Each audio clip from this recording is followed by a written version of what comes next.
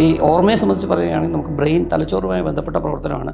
അതിന് പ്രധാനമായിട്ട് പങ്കുവഹിക്കുന്ന ന്യൂറോളജിയാണ്. ന്യൂറോളജിസ്റ്റ് വരുന്ന മരുന്നുകൾ കഴിക്കുകയും ഡിമെൻഷ്യ പോലെ അത് എന്തുകൊണ്ടാണെന്നുള്ളത് കണ്ടുപിടിക്കുകയും അതിന് സപ്ലിമെൻറ്റ്സ് കൊടുക്കുകയൊക്കെയാണ് പ്രാഥമികമായി വേണ്ടത്. അതിനുശേഷം നമുക്ക് ഫിസിയോതെറാപ്പി കൊണ്ട് ചെയ്യാൻ കഴിയുന്നതെന്ന് വെച്ചാൽ പലതും മെമ്മറൈസ് ചെയ്യാനും അല്ലെങ്കിൽ ഈ പല മൂവ്മെൻറ്റ് പാറ്റേൺസ് മെമ്മറൈസ് ചെയ്യാനും ഈ ചില അടുക്കി വെക്കുന്ന അല്ലെങ്കിൽ റിപ്പീറ്റഡായിട്ട് പലതും ചെയ്യുന്ന കാര്യങ്ങളൊക്കെ ചെയ്ത് നമുക്ക് ഈ ബ്രെയിനിൻ്റെ വർക്ക് കൂട്ടാം. ബ്രെയിൻ കോശങ്ങളെ ഉദ്ദീപിപ്പിക്കുക, അത് ദൈനംദിന പ്രവർത്തനവുമായി എങ്ങനെ ബന്ധിപ്പിക്കാം എന്നുള്ള കാര്യങ്ങളൊക്കെ നമുക്ക് ഫിസിയോതെറാപ്പി ട്രെയിനിങ് കൊണ്ട് നമുക്ക് സാധ്യമാക്കാൻ കഴിയുന്നതാണ്. പല രോഗാവസ്ഥയും നമുക്ക് ഒന്ന് രണ്ട് രോഗികളെ പറ്റി ഞാൻ പറയാം. നമ്മുടെ മുൻ മുഖ്യമന്ത്രിയായിരുന്ന ശ്രീ കെ കരുണാകരൻ സാർ, അദ്ദേഹത്തിന് എല്ലാവർക്കും അറിയാം, അദ്ദേഹത്തിൻ്റെ ഒരു ആക്സിഡൻറ്റ് വന്നതിന് ശേഷം ശ്വാസകോശമായ സംബന്ധമായ പ്രശ്നങ്ങളും നട്ടൽ സംബന്ധമായ പ്രശ്നങ്ങളും ഒക്കെ ഉണ്ടായിരുന്നു. വളരെ കാലത്തെ മെഡിക്കൽ ചികിത്സ അല്ലെങ്കിൽ മരുന്ന് ചികിത്സയും ഒക്കെ ആവശ്യമായി വന്ന അവസ്ഥയിലാണ്. അതിനുശേഷം അദ്ദേഹത്തിന് ഒരു 10-20 വർഷത്തോളം ഞാൻ നിരന്തരമായി ഫിസിയോതെറാപ്പി ചെയ്യാൻ എനിക്ക് കഴിഞ്ഞിട്ടുണ്ട്. അപ്പം ഫിസിയോതെറാപ്പി എന്ന് പറഞ്ഞാൽ നമ്മളൊരു സെഷൻ ചെയ്ത് കഴിഞ്ഞതിന് ശേഷം അത് നിർത്തുക എന്നുള്ളതല്ല. ആ ഒരു കറക്റ്റഡായ അവസ്ഥ അല്ലെങ്കിൽ ആ ഒരു ആരോഗ്യനില തുടരണമെങ്കിൽ രോഗിയുടെ സഹകരണം പൂർണ്ണമായും ആവശ്യമാണ്. ഇത് തുടർ വ്യായാമം ചെയ്യുക, ഇത്തരം കാര്യങ്ങൾ ചെയ്താൽ മാത്രമേ നമുക്കിത് ഉദ്ദേശിക്കുന്ന രീതിയിൽ നമുക്ക് മുന്നോട്ട് പോകാൻ കഴിയുള്ളൂ. അദ്ദേഹത്തിന് നിരന്തരമായി ശ്വാസകോശത്തിൽ കഫം വരികയും ഒക്കെ ചെയ്യുന്ന അവസ്ഥയുണ്ടായിരുന്നു. ഫിസിയോതെറാപ്പിയിലെ പോസ്ചറൽ ഡ്രെയിനേജ് എന്ന സങ്കേതം ഉപയോഗിച്ച് നമുക്ക് ഈ കഫമൊക്കെ ലങ്സിൽ നിന്ന് പുറത്ത് എടുക്കാൻ കഴിയുകയും അതുപോലെ ന്യൂമോണിയ പോലെയുള്ള കോംപ്ലിക്കേഷൻസ് വരാതിരിക്കാൻ അല്ലെങ്കിൽ ഇത്തരം ന്യൂമോണിയ പോലുള്ള ഇത് വരാതിരിക്കുന്നതിന് വേണ്ടി നിരന്തരമായ ആൻറ്റിബയോട്ടിക്കൊക്കെ കഴിക്കേണ്ട അവസ്ഥ നമുക്ക് ഒഴിവാക്കാൻ കഴിയും. അദ്ദേഹത്തെ സംബന്ധിച്ച് പറയുകയാണെങ്കിൽ നമ്മൾ എന്ത് പറയുന്നു, ഞാൻ ഫിസിയോതെറാപ്പിസ്റ്റ് മാത്രമല്ല, ഒരു ചികിത്സകൻ എന്ത് പറയുന്നു അത് 100% അംഗീകരിക്കുകയും അത് 100% ചെയ്യുകയും ഒരു ശതമാനം പോലും വ്യത്യാസം വരുത്താതെ ചെയ്യുന്ന ഒരു വ്യക്തിയായിരുന്നു. അതുകൊണ്ട് തന്നെ അദ്ദേഹത്തിന് ശ്വാസകോശ സംബന്ധമായ പ്രശ്നങ്ങൾ അല്ലെങ്കിൽ ചലനക്ഷമത അല്ലെങ്കിൽ നടക്കാനുള്ള പ്രശ്നങ്ങളൊക്കെ ഒരു വർഷങ്ങളോളം നമുക്ക് നിലനിർത്തി കൊണ്ടുപോകാൻ കഴിഞ്ഞിരുന്നു. അപ്പോൾ ഇതിൽ പറയുന്ന ഏത് ചികിത്സാ സംവിധാനത്തിനായാലും രോഗിയുടെ സഹകരണം പൂർണ്ണമായും ആവശ്യമാണ്. അദ്ദേഹത്തിൻ്റെ പറ്റി എടുത്തു പറയാൻ കാരണം അത് എന്തു പറയുന്നു അദ്ദേഹം അത് പൂർണ്ണമായും പാലിച്ചുകൊണ്ടിരുന്നൊരു വ്യക്തിയാണ്. തീർച്ചയായിട്ടും ഞാൻ നയന സാറിനും കുറച്ച് നാൾ ഞാൻ ചികിത്സ കൊടുക്കാനുള്ള സാഹചര്യം ഉണ്ടായിട്ടുണ്ട്. എല്ലാവർക്കും അറിയാം അദ്ദേഹത്തിൻ്റെ നിഷ്കളങ്കമായ ചിരിയും തമാശകളൊക്കെ നമുക്ക് അറിയാം.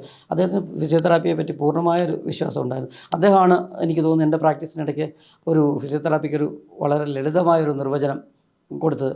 വേദന കൊണ്ട് വേദന മാറ്റുന്നൊരു ചികിത്സാ സമ്പ്രദായമാണ് ഫിസിയോതെറാപ്പി എന്ന് അദ്ദേഹം എനിക്ക് തോന്നുന്നു വനിതയിലാണെന്നൊരു ഇൻ്റർവ്യൂവിൽ പറഞ്ഞിരുന്നു.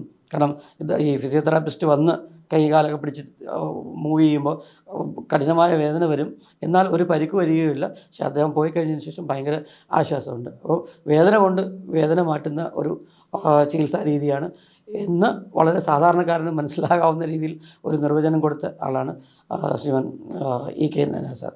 ഇതെല്ലാം നമുക്ക് ഫിസിയോതെറാപ്പി ഇവരെയൊക്കെ സംബന്ധിച്ച് പറയുകയാണെങ്കിൽ പ്രായമാകുമ്പോൾ ഉണ്ടാകുന്ന ഈ റെസ്റ്റില്ലാതെ ജോലിയൊക്കെ ചെയ്തതിന് ശേഷം പ്രായമാകുമ്പോൾ ഉണ്ടാകുന്ന ആരോഗ്യ പ്രശ്നങ്ങൾ അല്ലെങ്കിൽ ശാരീരിക പ്രശ്നങ്ങൾ അല്ലെങ്കിൽ അസ്ഥികൾക്കും പേശികൾക്കും അല്ലെങ്കിൽ ചലനങ്ങൾക്കും ഒക്കെ ഉണ്ടാകുന്ന പ്രശ്നങ്ങൾ നേരിടുക എന്നുള്ളതാണ്. അവരെയൊക്കെ സംബന്ധിച്ചിടത്തോളം സമൂഹത്തിൽ വളരെ സജീവമായി നിൽക്കേണ്ട വ്യക്തിത്വങ്ങളാണ്.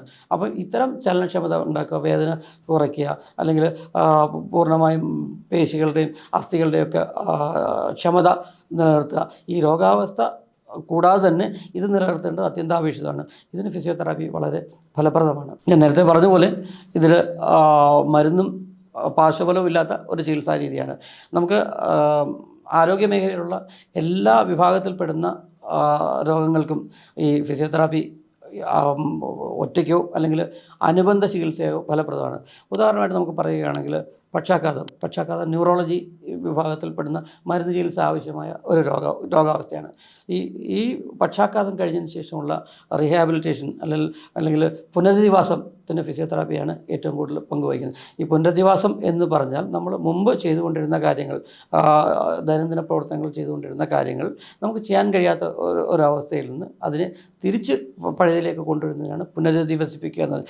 ആക്സിഡൻറ്റ് കൊണ്ടോ അല്ലെങ്കിൽ പക്ഷാഘാതമോ അല്ലെങ്കിൽ സ്പൈനൽ കോഡ് ഇഞ്ചറിയോ പോലുള്ള പ്രശ്നങ്ങൾ കൊണ്ട് നമ്മുടെ ചലനക്ഷമത അല്ലെങ്കിൽ ദൈനംദിന പ്രവർത്തനങ്ങൾക്കുണ്ടാകുന്ന വ്യതിയാനങ്ങളെ മനസ്സിലാക്കി അത് തിരിച്ച് കൊണ്ടുവരുന്ന ഒരു പ്രക്രിയയാണ് പുനരധിവാസം അല്ലെങ്കിൽ റീഹാബിലിറ്റേഷൻ ഫിസിയോതെറാപ്പിക്ക് ഗണ്യമായ പങ്ക് വഹിക്കാനുണ്ട്. അതുപോലെ നമുക്കറിയാം അസ്ഥിരോഗങ്ങൾ, അസ്ഥി ഒടിയുക അല്ലെങ്കിൽ മുട്ട് മാറ്റി വെക്കുക, ഇത്തരം ഇത് കറക്ഷന് ശേഷം ഫിസിയോതെറാപ്പി വളരെയേറെ ഫലപ്രദമാണ്. കാർഡിയോളജിയിൽ ഈ ബൈപ്പാസൊക്കെ കഴിഞ്ഞതിന് ശേഷം അതിൻ്റെ കായികക്ഷമത വീണ്ടെടുക്കുന്നതിന്, പടി കയറുന്നതിന് അല്ലെങ്കിൽ നടക്കുന്നതിന് അല്ലെങ്കിൽ ചലനക്ഷമത വീണ്ടെടുക്കുന്നതിനൊക്കെ ഫിസിയോതെറാപ്പി വളരെ ഫലപ്രദമാണ്. അതുപോലെ വൃദ്ധജന പരിപാലനത്തിന് ഒക്കെ മരുന്ന് ചികിത്സയോ അല്ലെങ്കിൽ മരുന്ന് ചികിത്സയുടെ ഒപ്പമോ അല്ലെങ്കിൽ മരുന്ന് ചികിത്സ ഇല്ലാതെയോ കായികക്ഷമത നിലനിർത്തുന്നതിനും ദൈനംദിന പ്രവർത്തനങ്ങൾ ഈ വേറൊരാൾക്ക് ബുദ്ധിമുട്ടില്ലാത്ത അല്ലെങ്കിൽ സമൂഹത്തിനും കുടുംബത്തിനും ബുദ്ധിമുട്ടില്ലാത്ത അവസ്ഥയിലേക്ക് ഈ പ്രായാധിക്യമായ ആൾക്കാരെ എത്തിക്കുന്നതിനും ഫിസിയോതെറാപ്പിക്ക് വലിയ പങ്ക് വഹിക്കാനാണ്. നമുക്ക് എല്ലാവർക്കും അറിയാം സ്പോർട്സ് മേഖലയിൽ ഫിസിയോതെറാപ്പിക്ക് പങ്കുണ്ടെന്ന്. സ്പോർട്സ് മേഖലയിൽ സ്പോർട്സ് താരങ്ങളുടെ പെർഫോമൻസ് വർദ്ധിപ്പിക്കുന്നതിനും അവർക്കുണ്ടാകാറുള്ള കായിക ക്ഷമത കൂടുന്നതോടൊപ്പം തന്നെ ഇതിനകത്തുണ്ടാകുന്ന പരിക്കുകൾ പരിഹരിക്കുന്നതിനും ഈ പരിക്ക് പരിഹരിച്ചതിന് ശേഷം പൂർണ്ണമായും കായികക്ഷമതയിൽ അല്ലെങ്കിൽ മുൻപ് പെർഫോം ചെയ്തതിനേക്കാളും എഫക്റ്റീവായിട്ടുള്ള പെർഫോം ചെയ്യുന്നതിലേക്കും ഫിസിയോതെറാപ്പി മൂലം തിരിച്ചു കൊണ്ടുവരാൻ കഴിയും. കാരണം എന്തുകൊണ്ടാണ് ഇഞ്ചറി വന്നത് എന്ന് നമ്മൾ അനലൈസ് ചെയ്യും. അത് അദ്ദേഹത്തിൻ്റെ ചലനത്തിലുള്ള വ്യതിയാനം കൊണ്ടാണോ, അദ്ദേഹത്തിൻ്റെ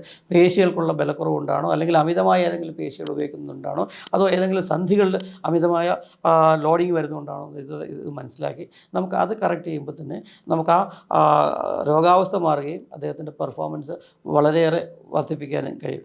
നമുക്കറിയാം പ്രസവം അല്ലെങ്കിൽ ഗർഭാവസ്ഥ ഒരു രോഗം അല്ല എന്ന് നമുക്കറിയാം. പക്ഷേ നമുക്ക് ഗർഭാവസ്ഥയിൽ നമുക്ക് ഒരുപാട് ശാരീരികമായ വ്യത്യാസങ്ങൾ വരാറുണ്ട്. അഡാപ്റ്റേഷൻസ് ചൈൽഡ് ബർത്തിന് വേണ്ടി അല്ലെങ്കിൽ കുട്ടിയെ അക്കോമഡേറ്റ് ചെയ്യുന്നതിന് വേണ്ടി ഈ സ്ത്രീയുടെ ശരീരത്തിൽ ഒരുപാട് വ്യതിയാനങ്ങൾ വരാറുണ്ട്. ശരീരഭാരം വർദ്ധിക്കാറുണ്ട്, നമ്മുടെ വയറുന്തി വരാറുണ്ട്, അതനുസരിച്ച് നടുവിൻ്റെ കർവേച്ചറിന് വ്യത്യാസം വരാറുണ്ട്.